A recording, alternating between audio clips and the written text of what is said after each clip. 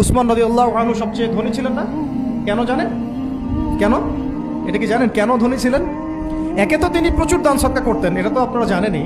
আরেকটা জিনিস অনেকে জানে না, তিনি উটের পিঠে বসেছিলেন, কিছু একটা খাচ্ছিলেন, এই দুই একটা দানা পড়ে গেছে নিচে। উটের পিঠ থেকে নেমেছেন, নেমে সেই দানা উঠিয়েছেন, পরিষ্কার করেছেন, ধুয়েছেন, আবার খেয়েছেন। তার এই দু চারটা দানার কোনো কিন্তু মানে পরোয়া না করলেও চলে, তার প্রচুর অর্থ সম্পদ আছে।